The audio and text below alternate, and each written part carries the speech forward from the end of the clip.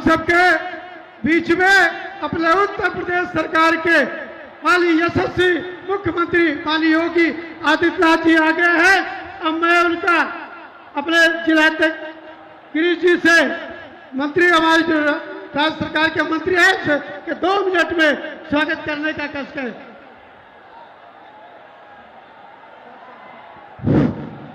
आज 2024 के लोकसभा चुनाव के अवसर पर भाई कृपा शंकर जी के पक्ष में हमारे जो लोकसभा के प्रत्याशी हैं उनके समर्थन में आज इस सभा को संबोधित करने के लिए आए उत्तर प्रदेश के यशस्वी मुख्यमंत्री आदरणीय योगी आदित्यनाथ जी का इस साहेबगंज की धरती पर जौनपुर की जनता की ओर से बहुत ढेर सारा स्वागत करता हूं, अभिनंदन करता हूं, वंदन करता हूं। निश्चित रूप से आज ये 2024 के लोकसभा के चुनाव में जौनपुर की जनता ने इस बात को मन मना लिया है महाराज जी कि इस बार जौनपुर में 73 लोकसभा में कमल का फूल खिलाकर दिल्ली में भाई कृपा शंकर जी को भेजेंगे। इस बात का जौनपुर की जनता ने मन बना लिया। आज के इस अवसर पर मैं ज्यादा कुछ नहीं कहना चाहता हूं। हम अपने जनता जनार्दन से आग्रह निवेदन करना चाहता हूं, ये अभी घर घर जाके लोगों के बीच भारतीय जनता पार्टी की वैचारिक विचारधारा को बताकर और केंद्र सरकार और प्रदेश सरकार ने जो काम किया है उन सबको बताकर आने वाली 25 तारीख के दिन कमल के सामने वाली बटन दबाकर भाई कृपा शंकर जी को लोकसभा में भेजिए। यही आग्रह निवेदन के साथ अपनी बात समाप्त करता हूं। धन्यवाद। अपने 73 लोकसभा के लोकप्रिय प्रत्याशी आदरणीय कृपा शंकर सिंह जी आग्रह करता हूं, आप 2 मिनट में अपनी बात समाप्त करें।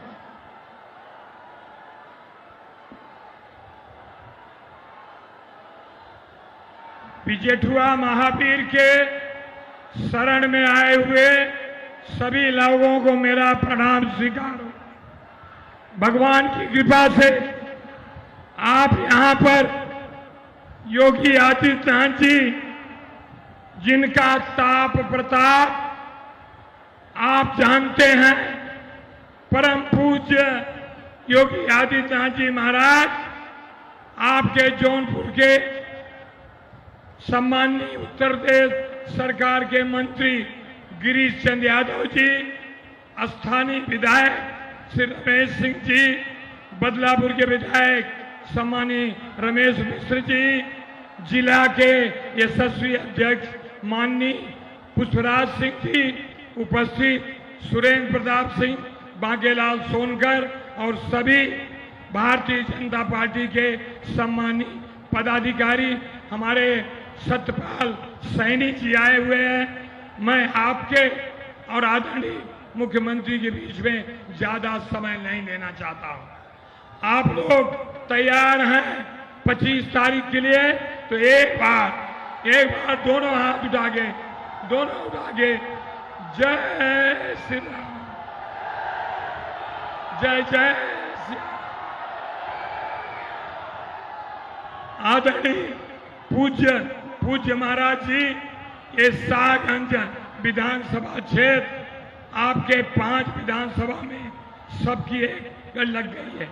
लोग चाहते हैं कि हर विधानसभा में सबसे ज्यादा मतों से जीते। आपका आशीर्वाद है और ये उमड़ी भीड़, तड़पती गर्मी में ये सारे लोग, महिलाएं बहुत ज्यादा संख्या में आई हैं। मैं मातृशक्ति को प्रणाम करता हूं और फिर से पूज्य महाराज के चरणों में अपने को समर्पित करता हूं।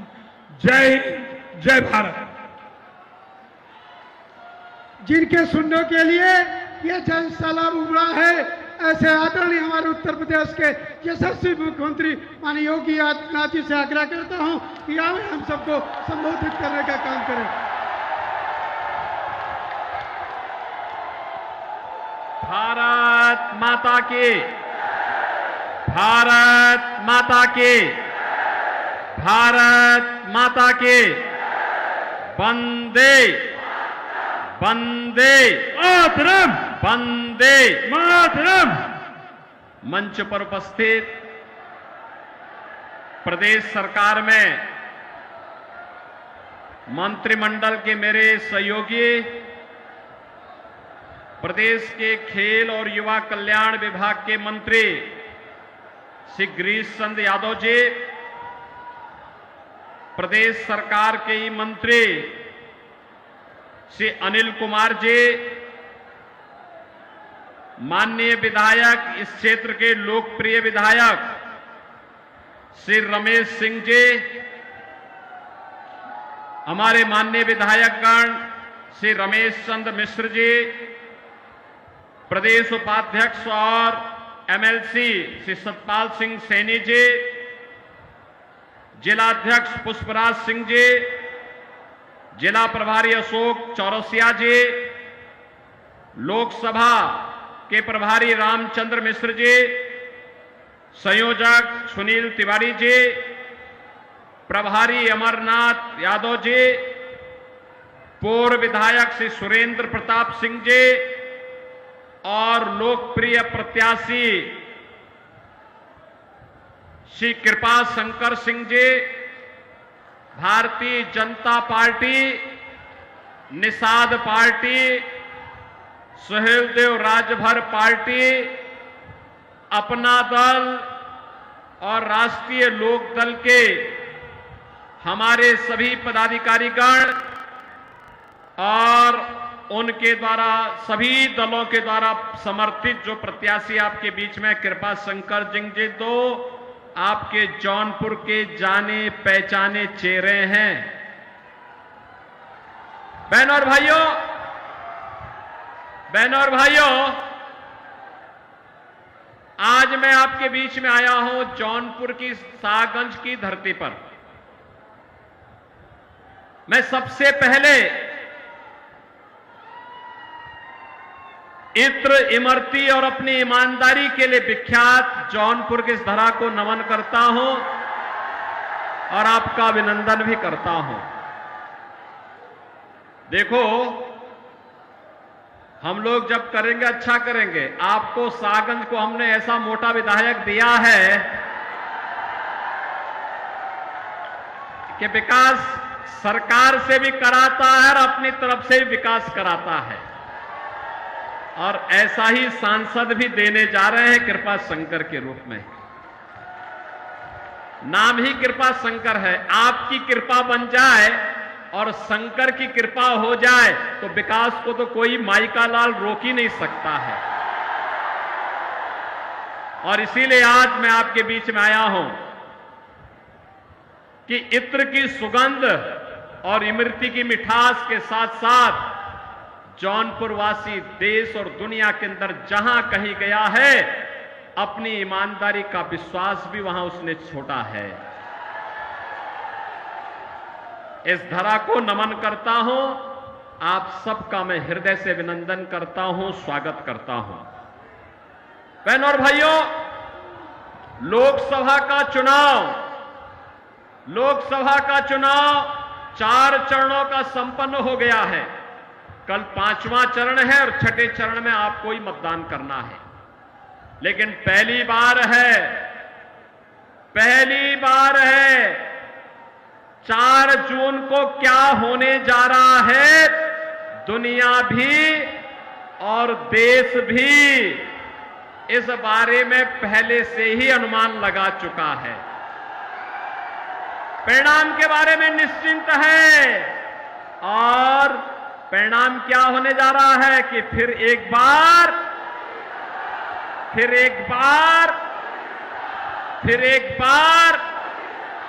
और अब की बार 400 पार की जब आप बात करते हैं तो ये सपा कांग्रेस के लोगों को चक्कर आने लगता है। कहते 400 पार कैसे हो सकता है। हमने कहा इस बार देखना होगा, जरूर होगा।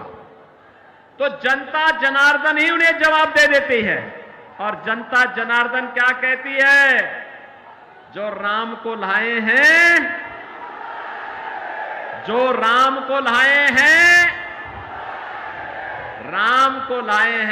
बहनों और भाइयों, भारत के इतिहास की सबसे महत्वपूर्ण घटना जो दुनिया के लिए असंभव था, जो कांग्रेस के लिए असंभव था, जो समाजवादी पार्टी के लिए असंभव था, मोदी जी ने संभव बनाया। 500 वर्षों का इंतजार समाप्त करवा करके अयोध्या में रामलला को विराजमान करवा दिया।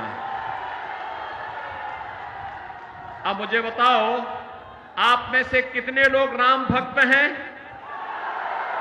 राम भक्त अपना हाथ खड़ा करो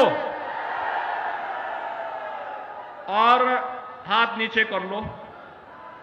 आप में से कितने रावण के भक्त हैं? रामद्रोही कितने हैं? कोई है क्या रामद्रोही? कोई भी अपने को रामद्रोही नहीं कहेगा, राम विरोधी नहीं कहेगा। लेकिन बहनों और भाइयों, आज भी रावण समाप्त नहीं हुआ है। कांग्रेस और समाजवादी पार्टी के रूप में उसका चिन्ह आज भी मौजूद है। आप मुझे बताओ, इनके कारनामे तो रावण जैसे ही है। आप सोचो, कांग्रेस ने अपने समय में क्या कहा राम हुए ही नहीं। इनके एक बुद्धिदाता कहते हैं, क्या कहते हैं? कहते राम का मंदिर भारत में नहीं बनना चाहिए। और समाजवादी पार्टी तो उससे भी 2 कदम आगे, राम भक्तों पर तो गोली चलाई थी। और उसके बाद अब इनके महासचिव क्या कहते हैं? कहते राम मंदिर बेकार बना है। अरे भाई, प्रभु राम की कृपा जब तुम पे हो ही नहीं रही है तो तुम तो ऐसा ही कहोगे। और देश कहता है, हो हई वही जो राम रसी राखा, होगा वही जो राम लला चाहेंगे। और राम लला तो अपने भक्त मोदी को तीसरी बार भारत की सत्ता सौंपने का निर्णय ले चुके हैं। और इसलिए बहनों और भाइयों, ये चुनाव तो राम भक्तों के बीच में और रामद्रोहियों के बीच में है। एक तरफ रामद्रोही है, ये लोग देश के खिलाफ विद्रोह कर रहे हैं। गरीबों के साथ, महिलाओं के साथ, नौजवानों के साथ, किसानों के साथ, व्यापारी के साथ, बेटी के साथ, इन सब के साथ इन्होंने द्रोह किया। इनके हकों पे डकैती डाली। इनके समय में गरीब भूख से मरता था, बेटी और व्यापारी सुरक्षित नहीं थी। देश के अंदर जगह जगह आतंकी वारदातें होती थी। और जब आतंकवाद पर हम इनके खिलाफ बोलते थे कि भाई ये आतंकवाद की समस्या का समाधान करो, तो कहते थे हम क्या करें, लाचार होते थे। कहते थे आतंकवादी तो सीमा पार के हैं। बहनों और भाइयों, आज आतंकवाद समाप्त, देश की सीमाएं सुरक्षित, दुनिया के अंदर भारत का सम्मान बढ़ा है। अब तो पटाखा भी जोर से फट जाए ना तो पाकिस्तान सफाई देता कि भैया मेरा हाथ नहीं है, मुझे माफ करना, मैं इसके पीछे नहीं हूं। भय बिनु होई न प्रीति। ये पाकिस्तान जो आज बोली उसकी बदल गई है, उसे मालूम है ये नया भारत है, मोदी का भारत है। छेड़ता नहीं है, लेकिन कोई छेड़ता है तो उसको छोड़ता भी, घर में घुस करके मारता है, घर में घुस करके। ऐसे ही आप देखो, ये समाजवादी पार्टी के मुखिया क्या क्या बातें करते हैं भैया, आप देख रहे हो ना इनके हाल। यानी राम भक्तों पर गोली चलाते थे, लेकिन आतंकवादियों को, जिन्होंने काशी में संकट मोचन मंदिर पर हमला किया, अयोध्या में राम जन्मभूमि पर आतंकी हमला किया, उन आतंकवादियों के मुकदमों को ये वापस लेते हैं। राम भक्त कल्याण सिंह जी जो प्रदेश के पूर्व मुख्यमंत्री थे, उनकी मृत्यु होती है, संवेदना के एक भी शब्द नहीं। और अभी पूर्वांचल का एक दुर्दांत माफिया मरा था, उसके घर मातम मनाने के लिए चले गए। माफिया और समाजवादी पार्टी का चोली दामन का संबंध है, ये अलग हो ही नहीं सकता है। और इसीलिए हमने भी तय किया है, भगवान राम का प्रणता निस्सरहीन करो मई भुज उठाए प्रण कीन। हमने भी तय किया है, उत्तर प्रदेश की धरती से भारत विरोधी, रामद्रोही और ये जो माफिया गरीबों का खून चूसते थे, इनको पूरी तरह हटा करके रहेंगे, पूरी तरह समाप्त करके रहेंगे। और इसीलिए आज मैं आया हूं आपसे कहने के लिए, हर राम भक्त भाजपा के पक्ष में है, हर राष्ट्र भक्त भाजपा के पक्ष में है। और बहनों और भाइयों, एक तरफ मोदी जी के द्वारा किया गया काम, highway, railway, airport, IIT, IIM, AIIMS, दुनिया का सबसे अच्छा कैंसर हॉस्पिटल आपके वाराणसी में खुल चुका है। मुंबई अब नहीं जाने की आवश्यकता है। ऐसे ही ये गिरीश यादव, रमेश सिंह, रमेश मिश्रा, ये सभी लोग जब मेरे पास आए, इन लोगों ने कहा कि हमारा जौनपुर का मेडिकल कॉलेज चालू हो। बहनों और भाइयों, मुझे बताते हुए प्रसन्नता है, जौनपुर का मेडिकल कॉलेज चालू हो गया। हमने कहा जितना पैसा लगेगा हम देंगे, लेकिन इसको बंद नहीं होने देंगे।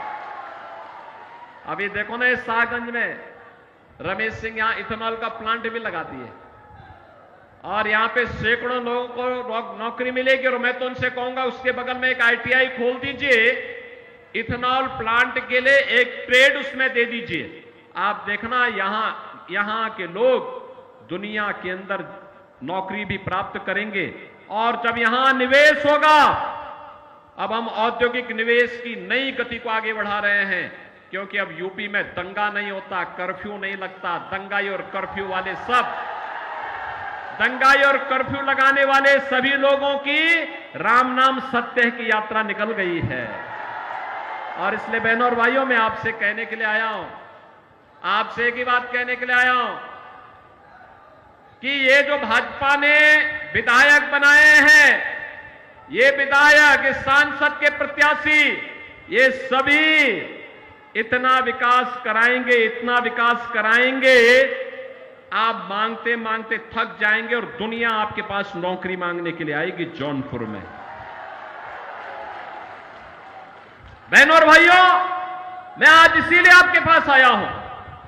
ये कांग्रेस, ये समाजवादी पार्टी और कांग्रेस का जो इंडी गठबंधन है, ये जब भी एकजुट हुआ है, खतरे की घंटी का संकेत होता है। याद करिए, मैं एक घटना नहीं बता रहा हूं। अयोध्या में जब आतंकी हमला हुआ था, तब प्रदेश में समाजवादी पार्टी की सरकार थी और केंद्र में कांग्रेस की सरकार थी। जब संकट मोचन मंदिर पर आतंकी हमला हुआ था, तब भी ये दोनों लोग सरकार में थे। जब अयोध्या, वाराणसी और लखनऊ की कचहरियों पर हमला हुआ था, तब भी ये दोनों सरकार में थे। और लगातार देश संकट में घिरता है, गरीब मारा जाता है, आम नागरिक की सुरक्षा खतरे में पड़ती है। और जब भाजपा सरकार में होती है, आतंकवाद का नेस्तनाबूद होता है और हर गरीब गांव, गरीब कमजोर किसान, नौजवान, सबको सरकार की योजना का लाभ मिलता है। बेटी और व्यापारी सुरक्षित होती है। आपने देखा होगा, आप मुझे बताओ, समाजवादी पार्टी की सरकार में सारा राशन इनके गुंडे खा जाते थे। आज तो देश के अंदर 80 करोड़ लोग फ्री में राशन प्राप्त कर रहे हैं ना। 60 करोड़ लोगों को आयुष्मान भारत में 5 लाख रुपए का कार्ड दिया जा चुका है हर वर्ष।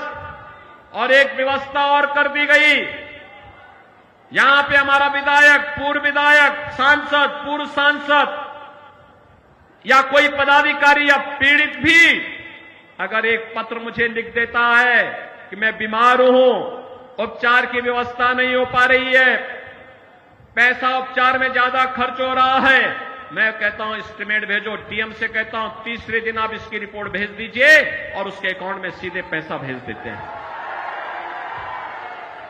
इनके समय में दम तोड़ के गरीब दम तोड़ के तड़प तड़प के मर जाता था। कोई पुरसा हल नहीं था, कोई पुरसा हल नहीं था। 12 करोड़ किसान सम्मान निधि का लाभ प्राप्त कर रहे हैं। 12 करोड़ गरीबों के घर में शौचालय बन गए हैं। 10 करोड़ गरीबों के घर में रसोई गैस का सिलेंडर पहुंच गया है। और हमने तो व्यवस्था की है, दाल ही नहीं तड़के वाली दाल देंगे। अब तो हमने व्यवस्था की है, होली और दीपावली को फ्री में रसोई गैस का सिलेंडर, भरा हुआ सिलेंडर दे रहे हैं। 4 करोड़ गरीबों के मकान बन गए हैं। और मोदी जी ने घोषणा की है 70 वर्ष से ऊपर के जितने भी गरीब होंगे, जितने भी बुजुर्ग होंगे, जो भी होगा बुजुर्ग, उसको हर वर्ष 5 लाख रुपए स्वास्थ्य बीमा का मिलेगा, स्वास्थ्य के लिए फ्री में उपचार। और बाकी जितने गरीब मकान के लिए बचे होंगे, अभी से सूची तैयार करिए, सबको एक एक मकान मिलेगा। नल भी है, हर घर में नल भी है और नल में जल भी आ रहा है, इसकी व्यवस्था भी पुख्ता कर ली गई है। और इसलिए बहनों और भाइयों, हम सब आपके बीच आए हैं। ये कांग्रेस और समाजवादी पार्टी एक खतरनाक मंशा से आपके बीच आई है। इनकी खतरनाक मंशा सुनेंगे आप क्या है? ये है सबसे पहले इनकी, अब देखो ये नारे लगाते हैं, खूब झूठ बोलते हैं बहुत। जनता इनकी असलियत जान चुकी है, बार बार ठुकरा चुकी है, बार बार हरा चुके। 14, 17, 19, 22 बार बार जनता जनार्दन इनको जवाब दे चुकी है। और अब तो एक खतरनाक मंशा के साथ ये लोग आए हैं। खतरनाक मंशा क्या है इनका? ये लोग राहुल गांधी से जब पूछा गया कि गरीबी के लिए क्या करेंगे, तो कहते हैं, राहुल गांधी क्या कहते हैं? कहते हैं गरीब में एक झटके में गरीबी हटा दूंगा। कहा कैसे? कहा कि हर व्यक्ति की संपत्ति का सर्वे कराऊंगा। और संपत्ति का सर्वे करा के क्या करेंगे? उसने कहा कि उनके पूर्वजों के द्वारा जो संपत्ति मिली होगी, खेत खलियान, आपका घर, जेवर, पैसा, उसमें से आधा हम लोग ले लेंगे। आधा लेकर के फिर कांग्रेस और समाजवादी पार्टी के गुंडे उसको हड़पेंगे।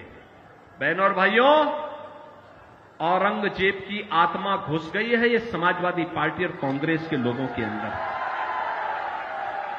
कोई मुसलमान भी अपने पुत्र का नाम औरंगजेब नहीं रखता है।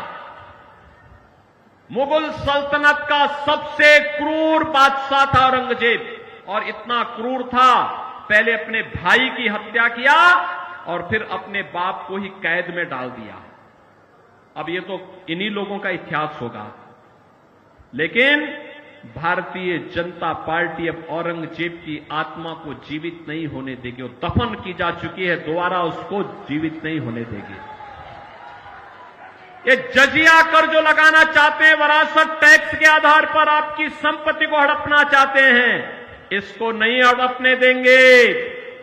एक दूसरा, अनुसूचित जाति, जनजाति और पिछड़ी जाति के आरक्षण पर सेंध लगाना चाहते हैं। कांग्रेस ने और समाजवादी पार्टी जब इन्हें समर्थन कर रही थी, तब इन्होंने शरारत की थी, भाजपा ने विरोध किया। कर्नाटका में इनकी सरकार है, आंध्र में जब इनकी सरकार थी, तब भी इन्होंने वहां पर पिछड़ी जाति के आरक्षण का अधिकार मुसलमानों को दे दिया है। क्या आप ये स्वीकार करेंगे? क्या ये स्वीकार करेंगे? क्या बहनों और भाइयों, कतई नहीं। बाबा साहब भीमराव अंबेडकर ने कहा था कि धार्मिक आधार पर आरक्षण भारत के विभाजन की नींव पैदा किया था। हम दोबारा धार्मिक आधार पर आरक्षण नहीं होने देंगे। अनुसूचित जाति, जनजाति और पिछड़ी जाति को मिलने वाला आरक्षण मिलेगा, महिलाओं को मिलने वाला आरक्षण मिलेगा। लेकिन कोई मुसलमान ये चाहता है कि मुस्लिम होने के कारण उसको आरक्षण मिले, कभी नहीं मिलेगा, कभी नहीं मिलेगा। हिंदुओं का आरक्षण कभी कोई नहीं ले जा सकता। और इसलिए आज मैं आपके पास आया हूं आपसे कहने के लिए, भारतीय जनता पार्टी ने कृपा शंकर जी को आपको बीच में उतारा है। नाम ही कृपा शंकर है। आपकी कृपा हो जाएगी तो शंकर की कृपा स्वयं ही जौनपुर में हो जाएगी। सहमत है ना? सभी लोग सहमत है ना? सपोर्ट करेंगे? कृपा शंकर जी को भारी बहुमत से विजयी बना के भेजेंगे। देखो, इनके पास लंबा अनुभव है, इनकी बहुत लंबी पहुंच भी है, और ये जौनपुर को मुंबई जैसा चमका देंगे। और इसीलिए मैं आपके पास कहने के लिए आया हूं, अरे इनको तो हम लोग लेके आए हैं यहां पर कि जौनपुर की भी किस्मत खुलनी चाहिए। हमारा जौनपुर जो पहले इत्र और इमरती के लिए विख्यात था, अपनी ईमानदारी के लिए विख्यात था। देश के कई वैज्ञानिक इस हमारे जौनपुर ने दिए हैं। आखिर इस जौनपुर के विकास पर काली ग्रहण समाजवादी पार्टी और कांग्रेस ने जो लगाया है, इससे उभारने की आवश्यकता है। इसीलिए हमने उनसे कहा कि चलो जौनपुर में अब आपकी जन्मभूमि है, जननी और जन्मभूमि से बढ़कर के कुछ नहीं हो सकता है। आप आइए, वहां के विकास के सारथी बनिए, और इसीलिए इनको यहां लेके आए हैं। आप इनको जिता के भेजेंगे, आपका आशीर्वाद, वोट रूपी आशीर्वाद मिलेगा। मोदी जी को तीसरा कार्यकाल मिलेगा ना। जो देश की आवाज है, कि जो राम को लाए हैं, हम उनको लाएंगे। आप भी लाएंगे, यहां से कृपा शंकर को लेके आ जाएंगे ना। कृपा शंकर सिंह जी भारी बहुमत से विजयी बनकर के जाएंगे। दोनों हाथ ला करके बोलो, जहां तक आवाज जा रही है। गर्मी है भैया, तो गर्मी में तो इतना होना ही है। दोनों हाथ ला करके वो, दोनों हाथ ला करके मेरे सामने बोलो, जिताएंगे। कृपा शंकर जी भारी बहुमत से विजयी बनकर के जाएंगे। लेकिन इसके लिए आपको घर घर जाना होगा, कमल खिलाना होगा। सहमत हैं? सभी लोग सहमत हैं? अगर आप सहमत हैं तो फिर मैं भी आपके साथ सहमत हूं। आप जितना अधिक वोटों से जिताएंगे, सुरक्षा और विकास की उतनी बड़ी जिम्मेदारी हमारे ऊपर भी आ जाएगी। सब लोग सहमत है ना? अब कोई दिक्कत तो नहीं है ना? कहीं कोई समस्या, कोई दिक्कत? तो फिर 25 मई को चुनाव के दिन पहला काम मतदान, और फिर सहमत हैं? करेंगे, घर घर जाएंगे, कमल खिलाएंगे। जिन लोगों ने पानी के लिए तरसाया था, उनकी जमानत जब्त करवाएंगे। जिन्होंने राम मंदिर का विरोध किया, उनकी जमानत जब्त करवाएंगे। जो आतंकवाद और नक्सलवाद के समर्थक हैं, इनकी जमानत जब्त करवाएंगे। जिन लोगों ने अराजकता और दंगाइयों और कर्फ्यू लगाने वालों का समर्थन किया है, उनकी जमानत जब्त कराएंगे। जो राम भक्तों का अपमान करते हैं और माफियाओं के मरने पर मातम मनाते हैं, उन लोगों की जमानत जब्त करवाएंगे। तो फिर मेरे साथ बोलेंगे, भारत माता की, भारत माता की, भारत माता की जय श्री राम, जय जय श्री राम।